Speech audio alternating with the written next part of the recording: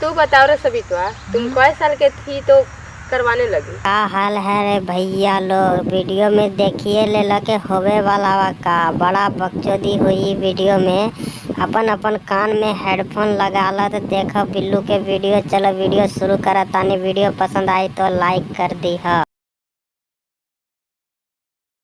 Madam जी तोरी बहन के बूर में अगर सांप पेला कौन सा पढ़ाई होता हो? कैसन पढ़ाई पढ़वा था पेला पेली करे वाला हो? अरे तू बताओ रे। मैडम जी हम तो 10 साल के रहनी ना, तबे से हमने एकदम जुआइन पेला पाली करे लगनी।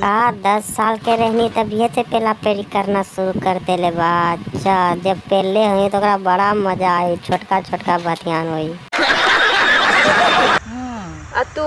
मैडम जी हम तो 8 साल से चदवावे लगनी। सुन लो ना भैया लोग, ये 8 साल से चदवा बता रहा हूँ। तो भैया लोग आप लोग को वीडियो अच्छा लगे लो तो यार सब्सक्राइब कर लिए। काहे कि जब सब्सक्राइब कर लो तो बड़का बड़का वीडियो बनाए, बड़ा मजा आए। चलो ठीक बा, बाय बाय।